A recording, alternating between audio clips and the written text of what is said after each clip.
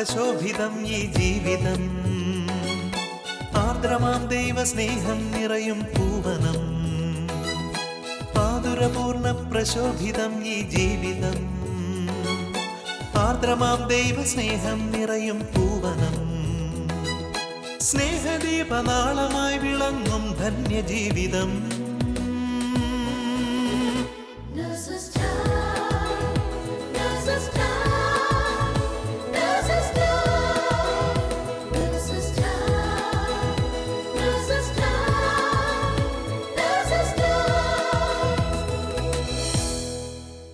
നന്ദിയോടെ ഞാൻ സ്തുതി പാടിടും എൻ്റെ യേശുനാഥാ. എനിക്കായി നീ ചെയ്തൊരു നന്മയ്ക്ക് ഇന്നു നന്ദി ചൊല്ലുന്നു ഞാൻ. നന്ദിയോടെ ഞാൻ സ്തുതി പാടിടും എൻ്റെ യേശുനാഥാ. എനിക്കായി നീ ചെയ്തൊരു നന്മയ്ക്ക് ഇന്നു നന്ദി ചൊല്ലുന്നു ഞാൻ. ഈശോ മിശിഹായ്ക്ക് സ്തുതിയായിരിക്കട്ടെ. ഏത് പ്രതിസന്ധി ഘട്ടങ്ങളിലും കർത്താവിൻ്റെ സ്നേഹം നമ്മെ നയിക്കട്ടെ എന്ന പ്രാർത്ഥനയോടെ നേഴ്സസ് ടൈമിലേക്ക് ഏവരെയും സ്വാഗതം ചെയ്യുന്നു. മത്തായിയുടെ സുവിശേഷം 6-ാം അധ്യായം 33-ാം വാക്യത്തിൽ ഇപ്രകാരം പറയുന്നു: നിങ്ങൾ ആദ്യം അവിടുത്തെ രാജ്യവും നീതിയും അന്വേഷിക്കുക, അതോടൊപ്പം മറ്റുള്ളവയെല്ലാം നിങ്ങൾക്ക് ലഭിക്കും. ഇന്നത്തെ നേഴ്സസ് ടൈമിൽ ദുബായ് നേഴ്സസ് മിനിസ്ട്രിയിൽ നിന്നുള്ള ദിലീപും ബിനോയുമാണ് നമ്മോടൊപ്പം ഉള്ളത്. അവരവരുടെ ജീവിതത്തിൽ കർത്താവിനോട് ചേർന്ന് നിന്നപ്പോൾ സാധ്യമല്ല എന്ന് തോന്നിയ ചില കാര്യങ്ങൾ അവരുടെ ജീവിതത്തിലുണ്ടായി.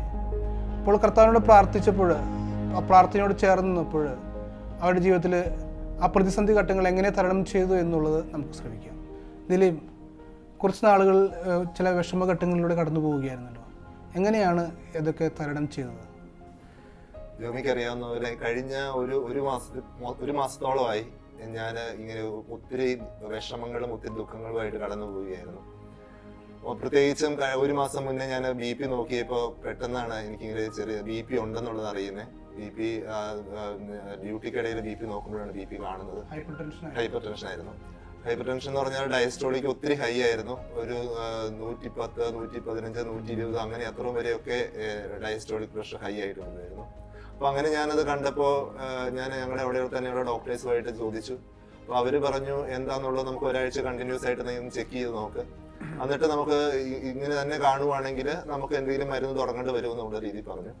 അപ്പൊ അങ്ങനെ ഒരാഴ്ചയോളം ഞാൻ അങ്ങനെ കണ്ടിന്യൂസ് ആയിട്ട് BP നോക്കി.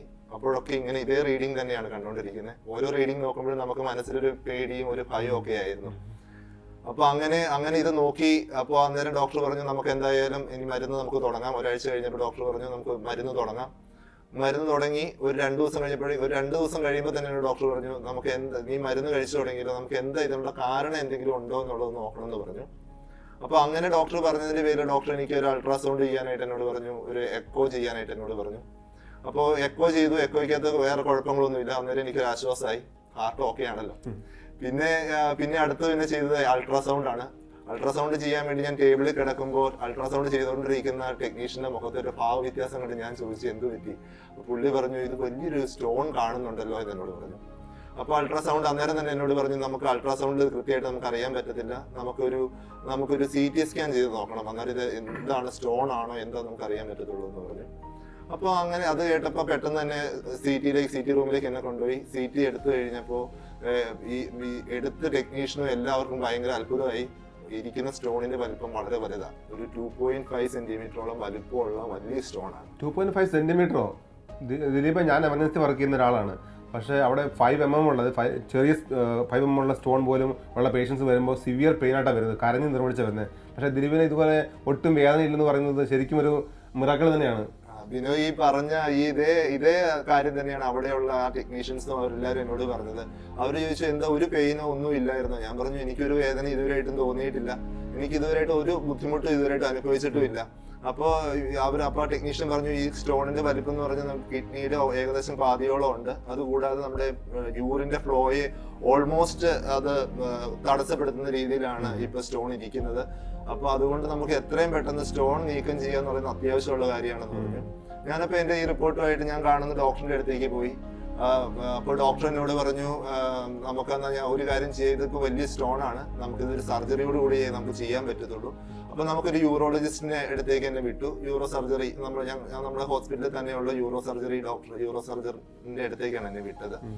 അവിടെ ചെന്ന് കഴിഞ്ഞപ്പോൾ ഈ ഡോക്ടറിനായാലും ഈ സ്റ്റോണിന്റെ വലിപ്പം കണ്ടപ്പം ആള് പറഞ്ഞു, ഇങ്ങനെയുള്ള സ്റ്റോണുകൾ ഇതൊരു സൈലന്റ് സ്റ്റോൺ ആണ്, ഇത് വലിയൊരു ദൈവകൃപയാണ് നമുക്ക് ഈ ഒരു സമയത്ത് ഇത് കണ്ടുപിടിക്കാൻ പറ്റും. ഇത് സാധാരണ പെയിൻ ഒന്നും ഇല്ലെങ്കിൽ നമുക്ക് ഇത് കണ്ടുപിടിക്കാൻ പറ്റത്തില്ല. അതൊരു ഒരു വലിയൊരു അവസ്ഥ കഴിഞ്ഞ് ഒരു കിഡ്നിയൊക്കെ നല്ല രീതിയിൽ അഫക്ട് ചെയ്ത് കഴിഞ്ഞതിന് ശേഷം മാത്രമേ ഇത് അറിയാൻ പറ്റത്തുള്ളൂ.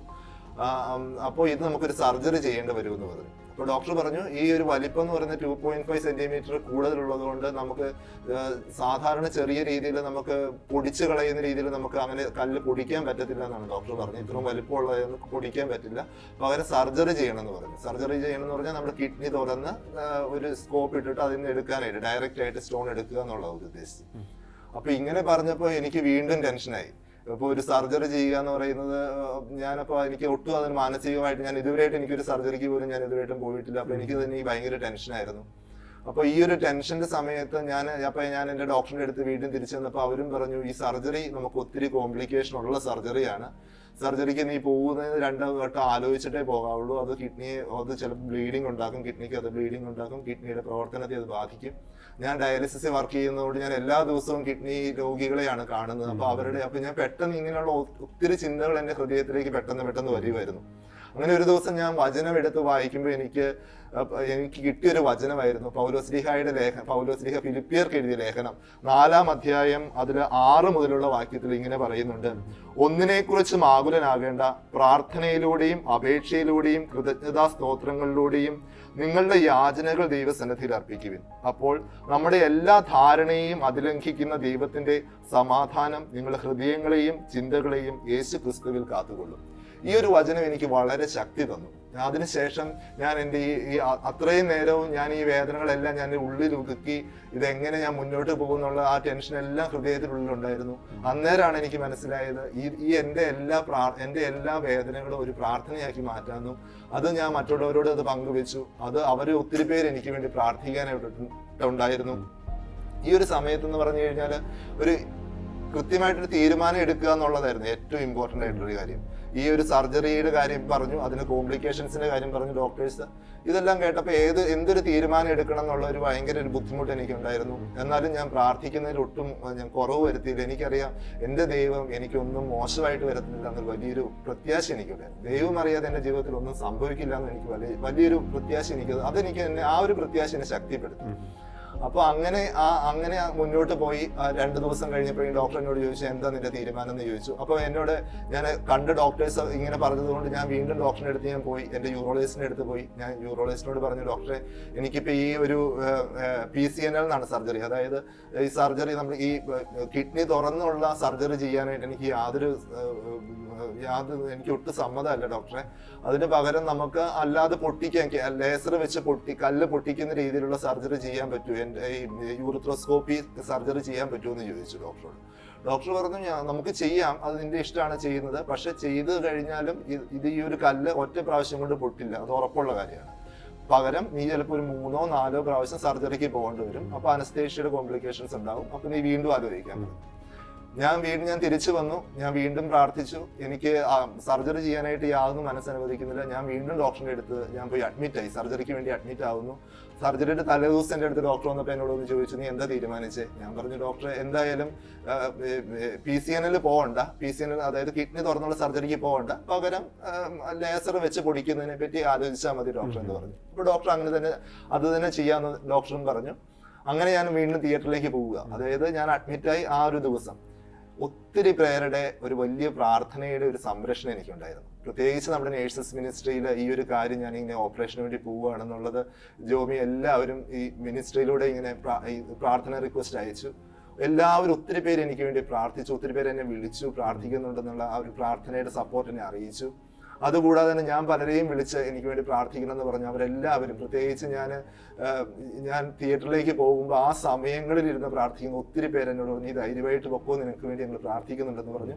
ഈ പ്രാർത്ഥനയുടെ ആ ഒരു അഷുറൻസ് അതെനിക്ക് ഭയങ്കര ഒരു ശക്തിയായിരുന്നു. അവരുടെ എല്ലാവരുടെയും പ്രാർത്ഥന എനിക്ക് സഹായം, എനിക്ക് അവർ ഉറപ്പ് തന്നപ്പോൾ അതെനിക്ക് വലിയ ശക്തിയും അതിൻ്റെ ആ ഭയത്തെ എല്ലാം അകറ്റി. ഞാനൊരു ചിരിച്ച മുഖത്തോടുകൂടി ഞാൻ ആ തിയേറ്ററിലേക്ക് കടന്നു പോയത്. തിയേറ്ററിന്റെ ഡോറ് വരെ ജോമി എൻ്റെ തൊട്ടടുത്തുണ്ടായിരുന്നു. അത് തന്നെ ഞാൻ വേറൊരു കാര്യം എന്ന് പറയുന്നത്, നമ്മുടെ ഈ മിനിസ്ട്രിയോട് ചേർന്ന് നിന്നപ്പോൾ എനിക്ക് ഇങ്ങനെയുള്ള ഒത്തിരി ആൾക്കാർ, അതായത് മിനിസ്ട്രിയിലോട് ഞാൻ ചേർന്ന് നിന്നപ്പോൾ നമ്മുടെ സന്തോഷത്തിൽ മാത്രമല്ല, നമുക്കൊരു ദുഃഖം വരുമ്പോൾ നമ്മുടെ കൂടെ നിൽക്കുന്ന ഒത്തിരി ആൾക്കാരെ എനിക്ക് മിനിസ്ട്രിയിലോട് വന്നപ്പോൾ എനിക്ക് കണ്ടുമുട്ടാനായിട്ട് സാധിച്ചു. ഞാനിങ്ങനെ ഈ ഒരു ദുഃഖത്തിന്റെ അവസ്ഥ, ഈ ഒരു ടെൻഷനിലൂടെ ഞാൻ കടന്നു പോയപ്പോൾ എൻ്റെ അടുത്ത് നിന്ന് എനിക്ക് സപ്പോർട്ട് ചെയ്യാനായിട്ട് ഒത്തിരി ആൾക്കാരുണ്ടായിരുന്നു. ഇപ്പോൾ പ്രാർത്ഥനയിലൂടെ ആയാലും അല്ലെങ്കിൽ നമ്മുടെ തൊട്ടടുത്ത് നമ്മുടെ കൂടെ നിൽക്കാനായാലും ഒക്കെ ഒത്തിരി ആൾക്കാരുടെ ഒരു സഹായം എനിക്കുണ്ടായിരുന്നു. അത് ശരിക്കും ഒരു ഭാഗ്യമാണ്. കാരണം നമ്മുടെ നാട്ടിൽ നിൽക്കുമ്പോൾ നമ്മളെ സഹായിക്കാൻ നമുക്ക് ആരുമില്ല, ബന്ധുക്കളില്ല, കുടുംബക്കാരില്ല, ആരുമില്ല. അപ്പം പ്രത്യേകിച്ച് ഇതുപോലെ കൂട്ടുകാർ നമുക്ക് സഹായിക്കുന്ന വലിയൊരു കാര്യം തന്നെയാണ്. അപ്പോൾ ആ സമയത്ത് ജോമി ചെയ്തത് ശരിക്കും നല്ല കാര്യം തന്നെയാണ്. സപ്പോർട്ടാണ് ജോമിക്ക് ആ സമയത്ത്. ഒത്തിരി, ജോമി മാത്രമല്ല ഒത്തിരി ആൾക്കാർ നമ്മുടെ കൂട്ടായി, പ്രത്യേകിച്ച് നമ്മുടെ നേഴ്സസ് മിനിസ്ട്രിയിലുള്ള ഒത്തിരി ആൾക്കാർ നമുക്ക് അവിടെ വന്ന് ഇരുന്ന് പ്രാർത്ഥിക്കാനായിട്ടും കൂടി ഇരുന്ന് സംസാരിക്കാനൊക്കെ ആയിട്ട്, അതുകൊണ്ട് നമുക്ക് ആ ഒരു ടെൻഷൻ ഇല്ലാതെ ഒരു പ്രൊസീജിയറിലേക്ക് പോകാനായിട്ട് സാധിച്ചു. പിന്നെ ദൈവത്തിന്റെ ആ ഒരു പ്രാർത്ഥനയുടെ ശക്തി ഉണ്ടായിരുന്നുള്ളതിന് എനിക്ക് ഭയങ്കര ഒരു ആശ്വാസമായിരുന്നു. അങ്ങനെ ഞാൻ തിയേറ്ററിലേക്ക് ചെന്ന് ഓപ്പറേഷൻ തിയേറ്ററിലേക്ക് ഞാൻ കിടക്കുന്ന സമയത്തും എന്നെ സ്പൈനൽ അനസ്തേഷ്യയാണ് അവരെനിക്ക് തരുന്നത്. നട്ടലിനാണ് അവർ കുത്തിവെച്ചാണ് മയക്കുന്നത്. അപ്പൊ ആ സ്പൈനൽ അനസ്തേഷ്യ തരുമ്പോൾ ഞാൻ ഇവര് സംസാരിക്കുന്നതൊക്കെ എനിക്ക് കേൾക്കാം. അപ്പൊ തിയേറ്ററിന്റെ അവസാനത്തെ പ്രൊസീജിയറായിട്ട് എന്റെ പ്രൊസീജിയർ എടുക്കുന്നത്. അപ്പൊ എന്നോട് ഡോക്ടർ പറഞ്ഞു, വലിയ പ്രൊസീജിയർ ഒന്നും ഇല്ല, 5 മിനിറ്റ് കൊണ്ട് അല്ലെങ്കിൽ 10 മിനിറ്റ് കൊണ്ട് തീരും, നമ്മളൊരു സ്റ്റെന്റ് ഇടുന്നു മാത്രമേ ഉള്ളൂ, ഇത്രയും വലിയ കല്ലായതുകൊണ്ട് നമ്മൾ ഒന്നും ചെയ്യുന്നില്ല, കല്ലിന്റെ അടുത്തേക്ക് നമുക്ക് തൊടാൻ പോലും പറ്റത്തില്ല, അപ്പൊ നമ്മളൊരു സ്റ്റെന്റ് ഇട്ടിട്ട് നിന്നെ വിടും, എന്നിട്ട് പിന്നെ 2 ആഴ്ച കഴിഞ്ഞിട്ട് വന്നിട്ട് അടുത്ത പ്രൊസീജിയർ ചെയ്യണം എന്ന് പറഞ്ഞു. അപ്പൊ ശരിയെന്ന് ഞാൻ പറഞ്ഞു. അങ്ങനെ കിടന്നു. അങ്ങനെ ഇരിക്കുമ്പോൾ തന്നെ ഡോക്ടർ ഈ സ്റ്റെന്റിന് വേണ്ടിയിട്ടുള്ള സ്കോപ്പ് അവർ അകത്തേക്ക് കയറ്റി. അപ്പൊ ഞാൻ വിചാരിച്ചു ഇപ്പൊ തീരും, ഞാൻ പതുക്കെ ഒന്ന് മയങ്ങി. കണ്ണ് തുറന്നപ്പോഴും തീർന്നിട്ടില്ല. അപ്പൊ അത് കഴിഞ്ഞിട്ട് കുറച്ചു നേരം കഴിഞ്ഞപ്പോൾ ഡോക്ടർ എന്നോട് പറഞ്ഞു, ദിലീപേ, എന്താ ഇന്നലെ രാത്രി എന്താ നീ ചെയ്തത്, നീ എന്ത് പ്രാർത്ഥനയാ പ്രാർത്ഥിച്ചത്, അത് എനിക്കും കൂടി ഒന്ന് പറഞ്ഞതാ എന്ന് എന്നോട് പറഞ്ഞു. അപ്പൊ ഞാൻ ചോദിച്ചു, എന്ത് പറ്റി ഡോക്ടറെ? അപ്പൊ ഡോക്ടർ എന്നോട് പറയുക, ഞാൻ എൻ്റെ ഇത്രയും നാളത്തെ എക്സ്പീരിയൻസിൽ ഇത്രയും വലിയൊരു കല്ല് എനിക്ക് ഒരിക്കലും പൊട്ടിക്കാൻ, മീൻസ് ഒറ്റ പ്രൊസീജിയറിൽ പൊട്ടിക്കാൻ എനിക്ക് ഒരിക്കലും പറ്റിയിട്ടില്ല, നീ എന്താ ചെയ്തെന്നുള്ളത് എനിക്ക് പറഞ്ഞു. എനിക്ക് തന്നെ ഭയങ്കര ഒരു വിശ്വസിക്കാൻ പറ്റാത്തൊരു അവസ്ഥയായിരുന്നു. കാരണം ഈ കല്ല് ഞാൻ പൂർണ്ണമായിട്ടും നമുക്കത് പൊട്ടിച്ച് മാറ്റാനായിട്ട് പറ്റിയിട്ടുണ്ട്. അപ്പൊ ഞാൻ പറഞ്ഞു, ഡോക്ടറെ അത് ഒത്തിരി പേര് എനിക്ക് വേണ്ടി പ്രാർത്ഥിക്കുന്നുണ്ട്, ആ പ്രാർത്ഥനയുടെ ശക്തി കൊണ്ടാണ് ഡോക്ടർ ഇതിങ്ങനെ സംഭവിച്ചതെന്ന് ഞാൻ ഡോക്ടറോട് പറഞ്ഞു. ദിലീപ് ഓർക്കുന്നു, നമ്മുടെ നേഴ്സസ് മിനിസ്ട്രിയുടെ മറ്റേ മെയിൽ നേഴ്സുമാരുടെ ഒരു സെല്ല് കൂടിയപ്പം ഇങ്ങനെ പ്രാർത്ഥിച്ചുകൊണ്ടിരുന്നപ്പോൾ നമുക്ക് ഇങ്ങനെ ഓർക്കുന്നുണ്ടോ, ഞാനൊന്ന് ഇങ്ങനെ തോന്നിയായിരുന്നു, ഒരു സ്പൂണിനകത്ത് ഒരു സ്റ്റോൺ ഇങ്ങനെ, അത് കല്ല് പൊഴിഞ്ഞ കല്ല് നമ്മൾ ഇങ്ങനെ ഒരു സ്പൂണിനകത്ത് ഇങ്ങനെ കാണിച്ചു തന്നായിരുന്നു. നമ്മളതൊന്ന് പ്രാർത്ഥിച്ചപ്പോൾ അത് കണ്ടതായിരുന്നു. തീർച്ചയായും ദൈവത്തിന്റെ അതാ ഞാൻ പറഞ്ഞത്, നമ്മൾ ഒരുമിച്ചുള്ള ഒരു പ്രാർത്ഥനയുടെ ശക്തിയായിരുന്നു എനിക്ക്. നമ്മൾ പലപ്പോഴും നമ്മളിപ്പോ പല പ്രാർത്ഥനകളും നമ്മൾ ഒരുമിച്ച് ചെയ്യുമ്പോഴും ഈ പ്രാർത്ഥനയ്ക്ക് ഒരു ശക്തി ഉണ്ടോ എന്ന് പലപ്പോഴും ഉള്ളിന്റെ ഉള്ളിൽ നമുക്കൊരു സംശയം തോന്നുമായിരുന്നു. പക്ഷെ ആ ഒരു ഓപ്പറേഷൻ തിയേറ്ററിന്റെ ടേബിളിൽ കിടക്കുമ്പോൾ ആ സംശയങ്ങളെല്ലാം കർത്താവ് എടുത്ത് മാറ്റിയായിരുന്നു. ആ പ്രാർത്ഥനയുടെ ഓരോ പ്രാർത്ഥനയും ആ ദൈവം കൃത്യം അതിനൊരു ഉത്തരം തരുന്നുണ്ടെന്നുള്ള ഒരു വലിയൊരു ബോധ്യം എനിക്ക് ആ ഒരു സമയത്ത് കിട്ടി. അതിനുശേഷം ഇപ്പൊ സർജറി കഴിഞ്ഞിട്ട് ഞാൻ തിരിച്ചു റൂമിൽ വന്നതിന് ശേഷമായാലും വളരെ പെട്ടെന്ന് തന്നെ പിറ്റേ ദിവസം തന്നെ എനിക്ക് ഡിസ്ചാർജ് ആയി പോകാൻ പറ്റി. ഇതിന് ശേഷമായാലും ബ്ലീഡിങ് അങ്ങനെ പല കോംപ്ലിക്കേഷൻസും ഉണ്ടാവാം. പക്ഷെ ഒരു കോംപ്ലിക്കേഷൻസും ഉണ്ടാവാതെ കർത്താവ് ആ സ്റ്റോൺ, അത്രയും വലിയ സ്റ്റോൺ ആയാലും അത് കർത്താവ് എടുത്ത് മാറ്റി. എനിക്ക് വളരെ വലിയൊരു ദൈവത്തിന്റെ ഒരു അനുഭവമായിട്ട് എനിക്ക് കാണാനായി. വിനോയ്, 7 വർഷക്കാലം ദുബായിലുണ്ടായിരുന്നല്ലോ, ഇപ്പോൾ പുതിയ സ്ഥലത്തേക്ക് പോവുകയാണ്. അപ്പോൾ ഈ 7 വർഷക്കാലം കർത്താവ് നൽകിയ അനുഗ്രഹങ്ങൾ ഈ നേഴ്സസ് മിനിസ്ട്രിയോട് ചേർന്ന് നിന്നപ്പോൾ ഒത്തിരി അനുഭവം ഞാൻ കേട്ടിട്ടുണ്ട്, ഒന്ന് വിവരിക്കാമോ? ശരി ജോമി, ഞാൻ 2013 ഒക്ടോബറിലാണ് ഇവിടെ വരുന്നത്. ഇപ്പം ഇവിടെ 7 വർഷം പൂർത്തിയാക്കി. ഞാനിവിടെ ഞാൻ ഒരു സീനിയർ സ്റ്റാഫായിട്ട് വർക്ക് ചെയ്യുമായിരുന്നു. പക്ഷേ ഇവിടെ വന്ന് എനിക്ക് കിട്ടിയൊരു പോസ്റ്റ് എന്ന് പറഞ്ഞാൽ അസിസ്റ്റന്റ് നേഴ്സ് എന്നൊരു പോസ്റ്റായിരുന്നു.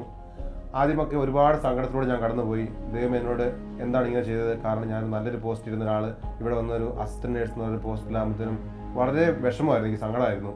പിന്നെ കുറച്ച് നാളുകൾക്ക് ശേഷം ഞാൻ ഈ നേഴ്സസ് മിനിസ്ട്രി കൂട്ടായ്മയിലേക്ക് കടന്നു വന്നു. അപ്പോൾ ആ കൂട്ടായ്മയിലേക്ക് കടന്നു വന്നപ്പോൾ ഞാൻ കൂടുതൽ പ്രാർത്ഥിക്കാൻ തുടങ്ങി. അപ്പം എനിക്ക് മനസ്സിലായി ദൈവത്തിൻ്റെ പ്ലാനാണിത്, അതെന്താണെങ്കിലും അത് അതുപോലെ നടക്കട്ടെ എന്ന് പ്രാർത്ഥിച്ചു. എങ്കിലും എൻ്റെ ഹൃദയത്തിൽ ഒരു വിഷമം ഉണ്ടായിരുന്നു ഇങ്ങനൊരു പോസ്റ്റ് കിട്ടിയതിൻ്റെ പേരിൽ.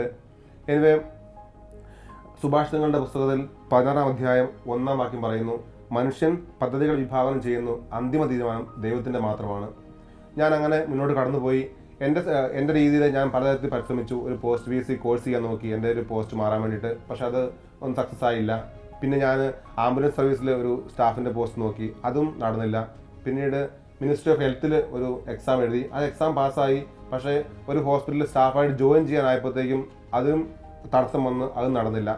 അങ്ങനെ തടസ്സങ്ങൾ വന്നുകൊണ്ടിരുന്നു ജീവിതത്തിൽ.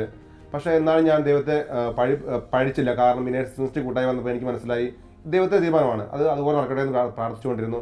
അങ്ങനെ ഈ ഒരു 1 year മുന്നേ എൻ്റെ മനസ്സിൽ തോന്നി എനിക്ക് ജീവിതത്തിൽ വീണ്ടും ഒരു ഉയർച്ച വേണം തോന്നി. അങ്ങനെ പ്രാർത്ഥിച്ചപ്പോൾ എനിക്ക് മനസ്സിലായി യൂറോപ്യൻ കൺട്രീസിലോട്ട് മൈഗ്രേറ്റ് ചെയ്തിട്ടുണ്ടെങ്കിൽ ചിലപ്പം എനിക്ക് എന്തെങ്കിലും ഒരു ഉയർച്ച ഉണ്ടാകുമെന്ന് പ്രതീക്ഷിച്ചു.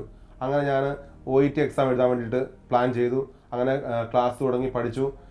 കഴിഞ്ഞ ഒക്ടോബറിൽ ഞാൻ ഫസ്റ്റ് എക്സാം എഴുതിയപ്പോൾ റിസൾട്ട് വന്നപ്പോഴത്തേക്കും എക്സാം ഇച്ചിരി പാടായിരുന്നു. എങ്കിലും ഞാൻ ഓർത്ത് ചിലപ്പോൾ കിട്ടുമായിരിക്കുമെന്ന് പ്രതീക്ഷിച്ചു.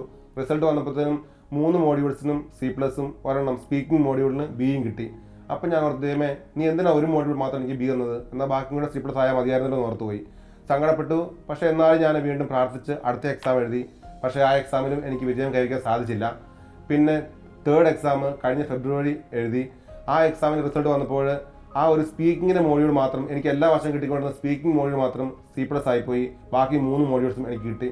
അപ്പോൾ ഞാൻ ദൈവത്തിന്റെ ഒരു പദ്ധതിയായിരുന്നു പിന്നീട് മനസ്സിലാക്കാൻ സാധിക്കും. പക്ഷെ അതെനിക്ക് ആദ്യം മനസ്സിലായി. റിസൾട്ട് വന്നപ്പോൾ ഞാൻ ദൈവത്തെ പഠിച്ചു, ദൈവമേ എന്താണിത്. പക്ഷെ പിന്നെ ചിന്തിച്ചപ്പോൾ മനസ്സിലായത് UK പോകാനുള്ള സ്കോർ ദൈവം കറക്റ്റായിട്ട് എനിക്ക് ഒരുക്കി വെക്കുകയായിരുന്നു. അത് ഒക്ടോബറിലെ സ്കോറിലെ സ്പീക്കിങ്ങിന്റെ സ്കോറും ഈ ഒരു സ്കോറും കൂടെ ക്ലബ് ചെയ്യുമ്പോൾ എനിക്ക് UK പോകാനുള്ള സ്കോർ കറക്റ്റായിട്ട് ദൈവം ഒരുക്കി വെച്ചതുപോലെ തരുവായിരുന്നു ശരിക്കും ചെയ്തത്. കാരണം ഞാൻ പ്രാർത്ഥിച്ച ഇത്രേ ഉള്ളൂ, ദൈവമേ ഞാൻ ഏത് രാജ്യത്തേക്കാണ് പോകേണ്ടത് ആ രാജ്യത്തേക്ക് പോകാനുള്ള സ്കോർ മാത്രം എനിക്ക് നൽകിയാൽ മതി, അത്ര ഞാൻ പ്രാർത്ഥിച്ചുള്ളൂ. പക്ഷേ ദൈവം കറക്റ്റായിട്ട് അത് എനിക്കൊരു ക്ലബിംഗ് സ്കോറിലൂടെ എനിക്കത് തന്നു. അങ്ങനെ ഇപ്പോൾ ഞാൻ UK പോകാനുള്ള പ്രോസസ്സിങ് ചെയ്തുകൊണ്ടിരിക്കുകയാണ്. ഈ പ്രോസസ്സിങ് ചെയ്യുന്ന സമയത്തും തടസ്സങ്ങളൊക്കെ ഉണ്ടായി, എങ്കിലും ദൈവം ശരിക്കും പരിപാലിച്ചു തന്നെ. പിന്നെ നമുക്കറിയാലോ ഈ ഒരു സമയം എന്ന് പറഞ്ഞാൽ കോവിഡിന്റെ സമയം നമുക്ക് അത്ര എളുപ്പമല്ല. ഒരു ലീവ്, നമുക്കൊരു ലോക്കൽ ലീവ് കിട്ടാൻ പോലും നമുക്ക് വളരെയേറെ ബുദ്ധിമുട്ടാണ്. അപ്പൊ ആ ഒരു സമയത്ത് നമ്മൾ റെസിഗ്നേഷൻ അക്സെപ്റ്റ് ചെയ്യുക. നമുക്കറിയാം ഇവിടെ എല്ലാവരുടെ റെസിഗ്നേഷൻ ഹോൾഡ് ചെയ്ത് വെച്ചേക്കുന്ന ഒരു സമയത്ത് വിനോയ്ക്ക് എങ്ങനെ റെസിഗ്നേഷൻ അക്സെപ്റ്റ് ചെയ്യാനും ഈ കാര്യങ്ങളെല്ലാം ഇത്ര സ്മൂത്ത് ആയിട്ട് പോകാനും സാധിച്ചു? ശരിയാണ് ദിലീപ്, ദൈവത്തിന് ശരിക്കും ഒരു അനുഗ്രഹമായിരുന്നു ഈ സമയത്ത് മുഴുവൻ എൻ്റെ കൂട്ടത്തിലുണ്ടായിരുന്നത്. ഞാൻ റിസൈൻ കൊടുത്ത സമയത്ത് അവർ നഴ്സിംഗ് ഓഫീസിൽ എൻ്റെ റിസൈൻ വാങ്ങിച്ചു വെച്ചു. എന്നിട്ട് അവർ പറഞ്ഞു ഇത് അക്സെപ്റ്റ് ചെയ്യുന്ന ഉറപ്പൊന്നുമില്ല, ഇനി ഞങ്ങൾ പ്രോസസ്സ് ചെയ്യാമെന്ന് പറഞ്ഞു. അങ്ങനെ ഞാൻ കൊടുത്തു. എന്നിട്ട് ഒരു 2 weeks കഴിഞ്ഞപ്പോഴത്തേനും അവർ പറഞ്ഞു നിൻ്റെ റിസൈൻ അവർ റിജക്റ്റ് ആയി എന്ന് പറഞ്ഞു. അപ്പോൾ ഞാൻ ഒത്തിരി സങ്കടപ്പെട്ടു. ഞാൻ മാതാവിനോട് പ്രാർത്ഥിച്ചു, ദൈവമേ മാതാവ് എനിക്ക് ഇങ്ങനൊരു അനുഗ്രഹം കിട്ടി, OET എക്സാം പാസ്സായി, ഇനി മുന്നോട്ടുള്ള കാര്യങ്ങൾ ഇതുപോലെ തടസ്സങ്ങൾ വന്നു വെച്ചിട്ടുണ്ടെങ്കിൽ എനിക്കത് പൂർത്തിയാക്കാൻ സാധിക്കുകയില്ല. അപ്പം ഞാൻ പ്രാർത്ഥിച്ചുകൊണ്ടിരുന്നു. ഒരു 1 week കഴിഞ്ഞപ്പോൾ വീണ്ടും അവരെ വിളിച്ചു പറഞ്ഞു ഞങ്ങൾ റീസബ്മിറ്റ് ചെയ്ത റിസൈൻ അവർ സമ്മതിച്ചെന്ന് പറഞ്ഞു. അപ്പം ഞാൻ ഒത്തിരി സന്തോഷമായി. ശരിക്കും ദൈവത്തിൻ്റെ ഒരു അത്ഭുതം കൊണ്ട് മാത്രമാണ് എനിക്കിത് ഇങ്ങനൊരു ആ റിസൈൻ അവർ സമ്മതിച്ചത് ഈ ഒരു അവസ്ഥയിൽ. തീർച്ചയായിട്ടും, കാരണം ഞങ്ങളുടെ യൂണിറ്റിൽ തന്നെ ഒത്തിരി പേര് റിസൈൻ കൊടുത്തിട്ട് അവർ റിസൈൻ അക്സെപ്റ്റ് ചെയ്തിട്ടില്ല ഇതുവരെ. ശരിയാണ്, എൻ്റെ കൂട്ടത്തിൽ സബ്മിറ്റ് ചെയ്ത പലരുടെയും റിസൈൻ അവർ റിജക്ട് ചെയ്തു. എന്തോ ദൈവത്തിൻ്റെ കാരണം കൊണ്ട് മാത്രമാണ്, എൻ്റെ യോഗ്യത ഒന്നുമല്ല, ദൈവത്തിൻ്റെ കാരണം കൊണ്ട് മാത്രമാണ് അവർ ഈ റിസൈൻ സമ്മതിച്ചത്. പിന്നെ ഇത് മാത്രമല്ല, പല അനുഭവങ്ങളും എൻ്റെ ജീവിതത്തിൽ ദൈവം നടത്തി തന്നിട്ടുണ്ട്. ഒരുപാട് സംരക്ഷണം ദൈവത്തിന് അനുഭവിച്ചിട്ടുണ്ട്. അതിപ്പോൾ ഞാൻ ഓർക്കുകയാണ്, ഞാൻ കഴിഞ്ഞ ദിവസം നൈറ്റ് ഡ്യൂട്ടി കഴിഞ്ഞിട്ട് വീട്ടിലേക്ക് പോകുമ്പോൾ ഡ്രൈവ് ചെയ്താണ് വീട്ടിലേക്ക് പോകുന്നത്. ആ സമയത്ത് ഞാൻ 3 വർഷമായി ഡ്രൈവ് ചെയ്യാൻ തുടങ്ങിയിട്ട് ഇതുവരെ നൈറ്റ് ഡ്യൂട്ടി കഴിഞ്ഞിട്ട് ഉറങ്ങുമോ അങ്ങനെയൊന്നും ഉണ്ടായിട്ടില്ല. പക്ഷേ എന്തോ കഴിഞ്ഞ ദിവസം ഡ്യൂട്ടി കഴിഞ്ഞ് പോയപ്പോൾ ഞാൻ പതുക്കെ ഉറങ്ങിപ്പോയി. ഒരു ഡ്രൈവ് ചെയ്യുന്ന ആൾക്ക് മനസ്സിലാകും, നമ്മളിത് ഫ്രാക്ഷൻ ഓഫ് സെക്കൻഡ് ഉറങ്ങിപ്പോയിട്ടുണ്ടെങ്കിൽ വലിയൊരു അപകടം ഉണ്ടാകും. പ്രത്യേകിച്ച് ഈ ദുബായ് പോലുള്ള ഒരു തിരക്കുള്ള റോഡിൽ നമ്മൾ ഡ്രൈവ് ചെയ്യുമ്പോഴും പ്രത്യേകം ശ്രദ്ധിക്കണം. പക്ഷേ ഞാനത് ഒരു 100 മീറ്റർ ദൂരത്തോളം ഉറങ്ങിപ്പോയി. അപ്പോൾ പെട്ടെന്ന് ഞാനൊരു 100 മീറ്റർ ആയപ്പോഴത്തേനും ഒരു സൗണ്ട് കേട്ടാൽ ഞാൻ പെട്ടെന്ന് ഞെട്ടി എണീക്കുന്നത്. ആ സമയത്ത് നോക്കുമ്പോൾ വണ്ടി ഒരു 68 കിലോമീറ്റർ സ്പീഡിൽ പൊയ്ക്കൊണ്ടിരിക്കുകയാണ്. ആ സമയത്ത് സൈഡിൽ നിർത്തിയിട്ടൊരു ബസ്സിലിട്ട് എൻ്റെ വണ്ടിയുടെ സൈഡ് മിറർ തട്ടി. ആ സമയത്ത് മിറർ തട്ടി തെറിച്ച് പോകുന്ന സൗണ്ട് കേട്ടാൽ ഞാൻ എണീക്കുന്നത്. ദൈവമായിട്ടാണ് ആ സമയത്ത് അതിൻ്റെ ശബ്ദം കേൾപ്പിക്കാനും എന്നെ ഒന്ന് എണീപ്പിക്കാനും വേണ്ടിയും സാധിച്ചത്. അപ്പോൾ അങ്ങനെ തട്ടി പെട്ടെന്ന് ഞാൻ ബ്രേക്ക് ചവിട്ടി വണ്ടി നിർത്തി. ആ സമയത്ത് ദൈവത്തിൻ്റെ കരുണ കൊണ്ട് ഓപ്പോസിറ്റ് ഒരു വണ്ടി വരാനോ റോഡ് ക്രോസ് ചെയ്ത് ആരെങ്കിലും പോകാനോ ഒന്നും സംഭവിച്ചിട്ടില്ല. ഒന്നും ദൈവം ഇടനിർത്തിയില്ല. ശരിക്കും ഞാൻ വണ്ടി ഓടിക്കുമ്പോൾ വണ്ടി എടുക്കുമ്പോൾ ഞാൻ തുണ്ടുന്ന സങ്കീർത്തനം ചൊല്ലി പ്രാർത്ഥിക്കും. തീർച്ചയായിട്ടും ഇത് കർത്താവിന്റെ ഒരു സംരക്ഷണം മാത്രമാണ്. അല്ലെങ്കിൽ ഇതുപോലത്തെ ഒരു വലിയ അപകടമൊക്കെ ഉണ്ടാവേണ്ട ശരിക്കും അയ്യോ, ശരിക്കും ഞാനിപ്പോ ജീവിച്ചിരിക്കേണ്ട ആളല്ല. കാരണം അതൊരു ഡയറക്റ്റ് എവിടെ ഒരു വണ്ടി ഇടിക്കുകയോ ഓപ്പോസിറ്റ് വണ്ടി വരുകയോ ചെയ്തെങ്കിൽ അപ്പൊ തന്നെ തീർന്നു കൊണ്ടാണ് ദൈവത്തിന്. 91 സങ്കീർത്തനത്തിന്റെ വലിയൊരു ശക്തിയും കൂടിയാണ് നമ്മളിവിടെ കാണുന്നത്. അവൻ എല്ലാ ദിവസവും ബൈബിൾ, ഞാൻ പലവട്ടം ബിനോയുടെ കൂടെ കാറിന്റെ സൈഡിലിരുന്ന് വരാറുണ്ട്, അപ്പോഴൊക്കെ കണ്ടിട്ടുണ്ട് അവൻ 91 സങ്കീർത്തനം ചൊല്ലിയിട്ടാണ് വണ്ടി എടുക്കുന്നത്. ആ സങ്കീർത്തനത്തിന്റെ ഒരു ശക്തി, വചനത്തിന്റെ ഒരു വലിയ ശക്തി, ആ ഒരു സംരക്ഷണം അവന്റെ ഈ ഒരു സംഭവത്തെ നമുക്ക് കൃത്യമായിട്ട് നമുക്ക് കാണാൻ സാധിക്കും. 91 അവിടെ നിന്ന് നിന്നെ വേടന്റെ കടയിൽ നിന്നും മാരകമായ മഹാമാരിയിൽ നിന്ന് രക്ഷിക്കും, തന്റെ തൂവലുകൾ കൊണ്ട് അവിടെ നിന്നെ മറച്ചുകൊള്ളും. കർത്താവ് ഈ ബിനോയ അവിടുത്തെ തൂവലുകൾ കൊണ്ട് മറച്ചത് നമ്മളിപ്പോ പ്രത്യേകമായിട്ട് നമ്മൾ കാണുമായിരുന്നു ഈ ഒരു സംഭവത്തിലൂടെ. ശരിയാണ്, ശരിക്കും തീർച്ചയായിട്ടും. പിന്നെ ഞാൻ ദുബായ് പള്ളിയിൽ വരുമ്പോൾ ഒത്തിരി സമയം കണ്ടിട്ടുണ്ട് മാതാവിന്റെ ഗ്രോട്ടോയുടെ മുമ്പിൽ മുട്ടുകുത്തി പ്രാർത്ഥിക്കുന്നത് കുടുംബമായിട്ട്. അപ്പോൾ മാതാവിനോട് ഒത്തിരി ഭക്തിയുള്ള ഒരാളാണല്ലോ ബിനോയ്. മാതാവ് ജീവിതത്തിൽ ചെയ്ത കുറച്ച് കാര്യങ്ങൾ, അനുഗ്രഹങ്ങൾ എന്തൊക്കെയാണെന്ന് പറയാം. ശരിയാണ് ജോബ്. ഞാൻ മാതാവിനോട് എപ്പോഴും ദുബായ് പള്ളിയിലെ മാതാവിന്റെ മുമ്പിൽ മുട്ടുകുത്തി ഒരുപാട് എൻ്റെ ആഗ്രഹങ്ങൾ സാധിച്ചിട്ടുണ്ട്. അതിൽ ഒന്ന് പറയുകയാണെങ്കിൽ എൻ്റെ ജീവിത പങ്കാളി ലഭിച്ചത് മാതാവിന് മുമ്പിൽ മുട്ടുകുത്തി കൊന്ത ചൊല്ലി പ്രാർത്ഥിച്ചിട്ടാണ് ആ ജീവിത പങ്കാളി എനിക്ക് സ്വന്തമായിട്ട് ലഭിച്ചത്. പിന്നെ അതുപോലെ അവർക്കൊരു ജോലി കിട്ടുന്നതും ആ മാതാവിന് മുമ്പിൽ തന്നെ മുട്ടുകുത്തി പ്രാർത്ഥിച്ചപ്പോഴാണ് നല്ലൊരു ജോലി നൽകിയത്. അങ്ങനെ ഒരുപാട് അനുഗ്രഹങ്ങൾ ഉണ്ടായിട്ടുണ്ട്. ഒത്തിരി പേര് അവിടെ വന്ന് ഞാൻ കണ്ടിട്ടുണ്ട്, ഒത്തിരി പേര് അവിടെ വന്ന് മുട്ടുകുത്തി വന്ന് പ്രാർത്ഥിക്കുന്നത്. ശരിയാ. അത് കൂടാതെ ഒരു കാര്യം പറയുവാണെങ്കിൽ ഞങ്ങൾക്ക് രണ്ടാമതൊരു കുഞ്ഞ് ഈയിടെ ഉണ്ടായി കഴിഞ്ഞ ആഴ്ചയിൽ. അപ്പോൾ ആ കുഞ്ഞിന്റെ ഉണ്ടായപ്പോൾ ഒരു കുഴപ്പമുണ്ടായി, ഓക്കെ ആയിരുന്നു, ബിൽറൂമിനൊക്കെ നോർമലായിരുന്നു, ഡിസ്ചാർജ് ആയി വീട്ടിൽ വന്നു. അപ്പോൾ ചെക്കപ്പിനോട് ഞങ്ങൾ ചെന്നപ്പോൾ ബിൽറൂമിൽ ചെക്ക് ചെയ്തപ്പോൾ ഒരു 17.9 ആണ് മെഷീനിൽ കാണിച്ചത്. അപ്പോൾ ഡോക്ടർ പറഞ്ഞു ഒന്ന് നമുക്ക് ബ്ലഡ് ടെസ്റ്റ് ചെയ്ത് നോക്കാന്ന് പറഞ്ഞു. ബ്ലഡ് ടെസ്റ്റ് ചെയ്തിട്ട് അതിന് റിപ്പോർട്ട് കൂടുതലാണ് കാണിക്കുന്നെങ്കിൽ ശരി, ഞങ്ങൾ നെക്സ്റ്റ് വീക്ക് ട്രാവൽ ചെയ്യാൻ നിൽക്കുകയാണ്. അപ്പോൾ ആ ബ്ലഡ് ടെസ്റ്റ് റിപ്പോർട്ടും കൂടെ കൂടുതലാണ് കാണിക്കുന്നെങ്കിൽ അഡ്മിഷൻ ആണെന്ന് പറഞ്ഞു. അപ്പോൾ ഞങ്ങൾ ശരിക്കും ടെൻഷനായി പോയി, എന്ത് ചെയ്യാൻ, നാട്ടിൽ പോകണം, ഞങ്ങൾക്ക് നാട്ടിൽ പോയേ പറ്റുള്ളൂ. അപ്പോൾ കുഞ്ഞിന് അഡ്മിഷൻ ആയിട്ടെങ്കിൽ ബുദ്ധിമുട്ടാകും. ഞങ്ങൾ ഓൾറെഡി വിസയും ക്യാൻസൽ ചെയ്തിരിക്കുകയാണ്. എൻ്റെ മൂത്ത കുഞ്ഞിൻ്റെയും എൻ്റെ വിസ ക്യാൻസൽ ചെയ്തിരിക്കുകയാണ്. ആ സമയത്ത് ഇപ്പോൾ ഒരു അഡ്മിഷനും കാര്യങ്ങളൊക്കെ ആയിട്ടെങ്കിൽ ബുദ്ധിമുട്ടാകും, ടെൻഷനോടെ ഇരിക്കുകയായിരുന്നു. ആ സമയത്ത് എനിക്ക് മനസ്സിൽ തോന്നി നമുക്ക് മാതാവിന് മുമ്പിൽ പോയിട്ട് പ്രാർത്ഥിക്കാമെന്ന് ഞാൻ ജീവിതങ്ങളോട് പറഞ്ഞു. അങ്ങനെ ഞങ്ങൾ ബ്ലഡ് ടെസ്റ്റ് കൊടുത്തിട്ട് ഞങ്ങൾ വണ്ടി എടുത്ത് നേരെ ദുബായ് പള്ളിയിലെ മാതാവിന്റെ മുമ്പിൽ കൊന്ത ചെല്ലാൻ വേണ്ടി പോയി. പക്ഷെ പള്ളിയിലെ ഗ്രോട്ട് ഇപ്പൊ അടച്ചു കിട്ടുമല്ലേ, പള്ളിയിൽ കയറാൻ പറ്റത്തില്ലല്ലോ. പള്ളിയിൽ കയറാൻ പറ്റിയില്ല. ഞങ്ങൾ പുറത്ത് രാത്രി 10 മണിയായപ്പോൾ മുട്ട കുത്തിന്ന് ഗ്രോട്ടയുടെ വെളിയിൽ നമുക്ക് മാതാവിന്റെ പുറവശത്ത് നിന്ന് കൊന്ത ചെല്ലാൻ സാധിച്ചു. ഞങ്ങൾ കൈവരിച്ച് നിന്ന് കുഞ്ഞിനെ ചേർത്ത് പിടിച്ചുകൊണ്ട് ഞങ്ങൾ കൊന്ത ചൊല്ലി പ്രാർത്ഥിച്ചു. മാതാവിന് അസാധ്യമായിട്ട് ഒന്നുമില്ല, ഞങ്ങൾ പൂർണ്ണമായിട്ട് വിശ്വസിച്ച് ആ മധ്യസ്ഥ ഞായറാഴ്ച ഞങ്ങൾ പ്രാർത്ഥിച്ചു. നമുക്ക് അവിടെ ചെന്ന് നമുക്ക് ചിലപ്പോൾ അത്ഭുതം തോന്നും. കാരണം ഒത്തിരി പേരും പള്ളി അടച്ചിട്ടിട്ട് പോലും പുറത്ത് നിന്ന് പ്രാർത്ഥിച്ചിട്ട് പോകുന്ന പുറകെ നിന്ന് പ്രാർത്ഥിക്കുന്ന ഒത്തിരി ആളുകളുണ്ട്. രാത്രി സമയത്ത് പോലും ആൾക്കാർ വന്നിട്ട് അവിടെ പുറത്ത് നിന്ന് മുട്ട കുത്തി കൊണ്ടുവരുന്നുണ്ട്. ഞങ്ങൾ അതിനെ കൊന്ത ചെല്ലി കഴിഞ്ഞിട്ട് ഞങ്ങൾ തിരിച്ച് ഹോസ്പിറ്റലിലേക്ക് വീണ്ടും ചെന്ന് റിപ്പോർട്ട് നോക്കിയപ്പോൾ അത്ഭുതം എന്ന് പറയട്ടെ, റിപ്പോർട്ട് 14 ആയിട്ട് റിപ്പോർട്ട് മാറി. ശരിക്കും ദൈവത്തിന്റെ മാതാവിന്റെ അത്ഭുതമായിരുന്നു ശരിക്കും അത് അത്രയും കുറഞ്ഞു കിട്ടിയത്. അതുകൊണ്ട് ഞങ്ങൾ അപ്പൊ തന്നെ ഡിസ്ചാർജ് ആയി വീട്ടിലേക്ക് പോന്നു. കുഞ്ഞിപ്പം എടുക്കാനായിട്ടിരിക്കുന്നു. ഞങ്ങൾ അടുത്ത ആഴ്ച നാട്ടിലേക്ക് ട്രാവൽ ചെയ്യാൻ റെഡി ആയിട്ടിരിക്കുകയാണ്. ഇതുവരെ ദൈവം ഒരുപാട് സംരക്ഷണം ഞങ്ങൾക്ക് ഈ ഒരു 7 വർഷക്കാലം ഈ ദുബായിലായിരിക്കുമ്പോൾ നൽകിക്കൊണ്ടിരുന്നു. ഒരു അപകടം ഉണ്ടാകാതെയും എല്ലാം ഞങ്ങൾ കുഞ്ഞുങ്ങളുടെ കാര്യത്തിലാണെങ്കിലും എല്ലാ കാര്യങ്ങളും ദൈവം ഭംഗിയായിട്ട് ജോലി മേഖലയിലും എല്ലാം സംരക്ഷണം തീർച്ചയായിട്ടും ദൈവം നൽകി. ഇതൊക്കെ എനിക്ക് ലഭിച്ചത് എനിക്ക് തോന്നുന്നത് ഈ നേഷൻസ് മിനിസ്ട്രി കൂട്ടായ്മയോട് ചേർന്ന് നിന്ന പിന്നെയാണ്. കാരണം പണ്ടൊന്നും എനിക്കൊന്ന് സ്തുതിച്ച് പ്രാർത്ഥിക്കാനോ ഒക്കെ മടിയായിരുന്നു, വാദത്തിന് പ്രാർത്ഥിക്കാൻ മടിയായിരുന്നു. ഇപ്പോഴൊക്കെ ആണെങ്കിലും ഒന്ന് കൈവച്ച് പ്രാർത്ഥിക്കാൻ പറഞ്ഞാൽ ഒരു മടിയില്ലാതെ ദൈവത്തെ സ്തുതിക്കാനായിട്ട് ഞങ്ങൾക്ക് കുടുംബ പ്രാർത്ഥനയ്ക്കാണെങ്കിൽ പോലും കുടുംബമായിട്ടൊന്ന് കൂട്ടായ്മയോടൊന്ന് പ്രാർത്ഥിക്കുവാനും അതുപോലെ നേഷൻസ് മിനിസ്ട്രിക്ക് വരുമ്പോൾ കുഞ്ഞുങ്ങളെയും കൂട്ടി നേഷൻസ് മിനിസ്ട്രി കൂട്ടായ്മയിൽ പങ്കെടുത്ത് പ്രാർത്ഥിക്കുവാനൊക്കെ കൃപ ലഭിച്ചത് ഈ ശരിക്കും ഈ കൂട്ടായ്മ വന്നത് തന്നെയാണ്. എൻ്റെ കാര്യത്തിലും എനിക്ക് തോന്നുന്നു. കാരണം ഞാനും ഇവിടെ വരുമ്പോൾ എനിക്ക് പ്രാർത്ഥിക്കാൻ അങ്ങനെയൊന്നും അറിയത്തില്ലായിരുന്നു. ഇപ്പോൾ നമുക്കിപ്പോൾ പ്രാർത്ഥിക്കാൻ നമുക്ക് ഇവിടെ കിട്ടുന്ന ഫോർമേഷനും ഒത്തിരി ക്ലാസ്സുകളും കാര്യങ്ങളൊക്കെ നമ്മളെ ഒത്തിരി ആത്മീയമായിട്ട് വളർത്താൻ സഹായിച്ചിട്ടുണ്ട്. അപ്പോൾ ഈ നേഴ്സസ് മിനിസ്ട്രി എന്നുള്ള ഒരു കൂട്ടായ്മ നമ്മൾ ഒത്തിരി വളർത്താനായിട്ട് ആത്മീയമായി വളർത്താനായിട്ട് ഒത്തിരി സഹായിച്ചിട്ടുണ്ട്. തീർച്ചയായിട്ടും അതുതന്നെ. ഇപ്പൊ നമുക്കിപ്പോ നമ്മുടെ 3 പേരുടെ ജീവിതങ്ങൾ എടുത്ത് നമ്മൾ നോക്കിയാലും നമ്മുടെ ജീവിതത്തിൽ ഒത്തിരി നമ്മുടെ കർത്താവ് നമ്മളെ കൈവെള്ളയിൽ താങ്ങുന്ന അനുഭവങ്ങളിലൂടെ നമ്മൾ പലവട്ടം നമ്മൾ കടന്നു പോയിട്ടുണ്ട് അല്ലെ. അപ്പൊ ആ ഒരു സ്നേഹം, നമുക്ക് കർത്താവിനുള്ള സ്നേഹം, നമ്മുടെ ഹൃദയത്തിലുള്ള സ്നേഹം കൂട്ടാനായിട്ട് ഈ കൂട്ടായ്മകൾ നമ്മളെ ശക്തിപ്പെടുത്തിയിട്ടുണ്ട്. നമ്മൾ പൊതുവെ നമ്മൾ ഈ നമ്മുടെ എല്ലാ കാര്യങ്ങളുമായിട്ട് നമ്മൾ നോക്കുമ്പോഴും ഈ കൂട്ടായ്മയിൽ നമുക്ക് ലഭിക്കുന്ന കാര്യങ്ങൾ എന്ന് പറഞ്ഞാൽ പ്രധാനമായിട്ടും നമുക്കൊരു പ്രാർത്ഥിക്കുന്ന ഒരാൾക്കാരുടെ ഒരു വലിയൊരു കൂട്ടായ്മ അല്ലെ. ആ ഒരു കൂട്ടായ്മ നമുക്കുണ്ട്. അങ്ങനെയുള്ളവരുടെ കൂടെ നിൽക്കുമ്പോൾ നമുക്കൊരു വലിയൊരു സപ്പോർട്ടായിട്ട് നമുക്ക് പലപ്പോഴും തോന്നി. പലപ്പോഴും നമ്മൾ വീണു പോകുന്ന അവസരങ്ങളുണ്ടല്ലോ. ഇടയ്ക്കിടയ്ക്ക് പ്രയർ മീറ്റിങ്ങുകളുണ്ട്. അപ്പോൾ അതൊക്കെ നമുക്ക് ഒത്തിരി സഹായകരമാണ്, ആത്മീയമായിട്ട് വളരാനായിട്ട് ഒത്തിരി അതന്നെ, സഹായകരമാണ്. ഒരു ആത്മീയ മന്ദത എന്ന് പറയുന്നത് നമ്മുടെ ഹൃദയത്തിലേക്ക് എപ്പോഴെങ്കിലും കയറുന്നു, അപ്പോഴേക്കും ഒരു പ്രയർ മീറ്റിംഗ് വരുന്നു, അത് നമ്മളൊന്ന് ഉയർത്തുന്നു. ആ ഉയർത്തുന്നതിന് നമുക്ക് കുറച്ച് നാൾ മുന്നോട്ട് പോകാൻ സാധിക്കുന്നു. പിന്നെ നമ്മുടെ മുന്നിൽ നിൽക്കുന്നവൻ നന്നായിട്ട് ജീവിക്കുന്നതാണ്, അത് നമുക്കൊരു പ്രോത്സാഹനം തരുന്നു. അപ്പൊ ഈ ഒരു കൂട്ടായ്മ എന്ന് പറയുന്നത് നമുക്ക് ആ ഒരു രീതിയിൽ നമ്മളെ കൂടുതൽ കർത്താവിനോട് ചേർത്ത് നിർത്താനായിട്ട് നമ്മളെ സഹായിക്കുന്നു.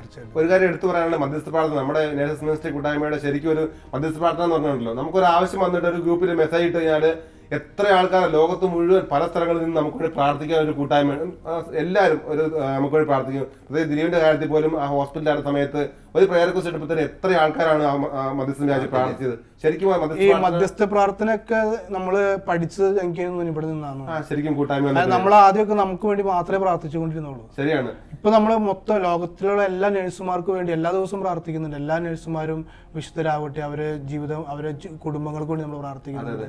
അപ്പൊ ഈ നേഴ്സസ് മിനിസ്ട്രിയിൽ വന്നതിന് ശേഷമാണ് എനിക്ക് തോന്നുന്നു നമ്മൾ മധ്യസ്ഥ പ്രാർത്ഥന പോലും നമുക്ക് പ്രാർത്ഥിക്കാനായിട്ട് സാധിക്കുന്നത്. ശരിയാണ്. കാരണം ഞാനിപ്പോ ഈ എക്സാമിനൊക്കെ പോകുന്ന സമയത്താണ് നേരത്തെ പറഞ്ഞുകൊണ്ടിരുന്നത് എന്താ എന്റെ എക്സാം എളുപ്പമായിരിക്കണേ, ഞാൻ ജയിക്കണമെന്നായിരുന്നു. പക്ഷെ ഇപ്പൊ ഈ കൂട്ടായ്മ വന്ന് പ്രാർത്ഥിച്ച പിന്നെ ആ കൂട്ടത്തിൽ നമ്മളെ എക്സാം എഴുതി എല്ലാവരും സമർപ്പിച്ച് പ്രാർത്ഥിക്കുന്നു, കൂട്ടത്തിലുള്ള എല്ലാവരും ജയിക്കണമെന്ന് പ്രാർത്ഥിക്കുന്നു. അപ്പൊ എക്സാം സെന്ററിനെ സമർപ്പിച്ച് പ്രാർത്ഥിക്കും. അങ്ങനെ ആ ഒരു ഇത് ബോധ്യം കിട്ടുന്നത് ശരിക്കും ഈ കൂട്ടായ്മ വന്ന പിന്നെ. പ്രത്യേകിച്ച് പുതിയ പുതിയ ബോധ്യങ്ങൾ നമുക്ക് ഈ കൂട്ടായ്മയിൽ വരുമ്പോൾ നമുക്ക് ലഭിക്കുന്നുണ്ട് അല്ലേ? ശരിയാ. അപ്പൊ ഇങ്ങനെ നോക്കിയാല് നമ്മുടെ ജീവിതത്തിലൊക്കെ ഈശോ ചെയ്തേക്കുന്ന അനുഗ്രഹങ്ങൾ എന്ന് പറഞ്ഞാല് നമുക്ക് വിവരിക്കാൻ സാധിക്കാത്തതാണ്. ഒത്തിരിയേറെ അനുഗ്രഹങ്ങൾ നമ്മുടെ ജീവിതത്തിലേക്ക് കർത്താവ് ചെയ്തിട്ടുണ്ട് അല്ലേ? നമുക്ക് നമ്മുടെ ജീവിതത്തിലേക്ക് ഇത്രമാത്രം നമ്മളെ സ്നേഹിക്കുന്ന, ഓരോ നിമിഷവും നമ്മളെ സ്നേഹിച്ചുകൊണ്ടിരിക്കുന്ന കർത്താവിന് നമുക്ക് നന്ദി പറയാം. നമുക്ക് ഒരുമിച്ച് നമുക്ക് ഈശോയ്ക്ക് നമുക്ക് നന്ദി പറഞ്ഞ് പ്രാർത്ഥിക്കാം. സ്നേഹസ്വരൂപനായ ഈശോനാഥ, ഞങ്ങൾ അങ്ങേക്ക് ഞങ്ങൾ നന്ദി പറയുന്ന കർത്താവേ, ഈശോയെ അങ്ങ് ഞങ്ങൾ ഓരോരുത്തരുടെയും ജീവിതങ്ങളിലേക്ക് കർത്താവെ അങ്ങ് ചുരിഞ്ഞ വലിയ കൃപയോർത്ത് ഞങ്ങൾ നന്ദി പറയുന്നു. ഈശോയെ അങ്ങേ ഞങ്ങളുടെ ജീവന്റെ നാഥനും ഞങ്ങളുടെ രക്ഷകനും ഞങ്ങളുടെ കർത്താവുമായി ഞങ്ങൾ ഏറ്റുപറയുകയാണ്. ഈശോനാഥ, ഞങ്ങളുടെ ജീവിതങ്ങളിലേക്ക് കർത്താവെ അങ്ങ് ഞങ്ങളെ അങ്ങയുടെ മാറോട് ചേർത്ത് പിടിച്ച ആ വലിയ സ്നേഹത്തെ ഓർത്ത് ഞങ്ങൾ നന്ദി പറയുന്നു. ഈശോയെ ലോകത്തിൽ എവിടെയായിരുന്നാലും കർത്താവെ അങ്ങയോട് ചേർന്ന് നിൽക്കുവാനായിട്ട് ഞങ്ങൾ ഓരോരുത്തരെയും അപ്പ അങ്ങ് അനുവദിക്കണമേ നിങ്ങൾ പ്രാർത്ഥിക്കുന്നു. ഈശോയെ ഞങ്ങളുടെ പരിശുദ്ധാത്മാവ് കൊണ്ട് ഞങ്ങൾ ഓരോരുത്തരെയും നിറയ്ക്കണമേ നിങ്ങൾ പ്രാർത്ഥിക്കുന്നു. ഈശോനാഥ, ഞങ്ങളുടെ ഹൃദയങ്ങളെ അങ്ങയുടെ പരിശുദ്ധാത്മാവിയാൽ നിറയ്ക്കണമേ നിങ്ങൾ പ്രാർത്ഥിക്കുന്നു. ആത്മീയമായിട്ട് ഞങ്ങൾ ഓരോരുത്തരെയും ജ്വലിപ്പിക്കണമേ നിങ്ങൾ പ്രാർത്ഥിക്കുന്നു. ഞങ്ങൾ എവിടെയായിരുന്നാലും കർത്താവെ അങ്ങയുടെ നാമം വഹിക്കുന്ന കഴുതകളാക്കി ഞങ്ങൾ ഓരോരുത്തരെയും മാറ്റണമേ ഞങ്ങൾ പ്രാർത്ഥിക്കുക. ഈശോനാഥ, ഞങ്ങൾ ഓരോരുത്തരുടെ ജീവിതങ്ങളെയും കർത്താവെ അങ്ങയുടെ തിരുഹൃദയത്തിലേക്ക് സമർപ്പിച്ചുകൊണ്ട് ഞങ്ങൾക്ക് വേണ്ടി എപ്പോഴും മധ്യസ്ഥം പ്രാർത്ഥിക്കുന്ന പരിശുദ്ധ അമ്മയുടെ കരം ചേർത്ത് പിടിച്ച് ഞങ്ങൾ ഒരുമിച്ച് പ്രാർത്ഥിക്കുന്നു. നന്മ നിറഞ്ഞ മറിയമേ സ്വസ്തി, കർത്താവ് അങ്ങയുടെ കൂടെ സ്ത്രീകളിൽ അങ്ങ് അനുഗ്രഹിക്കപ്പെട്ടവളാകുന്നു. അങ്ങയുടെ ഉദരത്തിൻ ഫലമായി ഈശോ അനുഗ്രഹിക്കപ്പെട്ടവനാകുന്നു. പരിശുദ്ധ മറിയമേ തമ്പുരാന്റെ അമ്മേ, പാപികളായ ഞങ്ങൾക്ക് വേണ്ടി എപ്പോഴും ഞങ്ങളുടെ മരണസമയത്തും തമ്പുരാനോട് അപേക്ഷിച്ചുകൊള്ളണമേ. ആമേൻ. ഈശോ മിശിഹായ്ക്ക് സ്തുതിയായിരിക്കട്ടെ.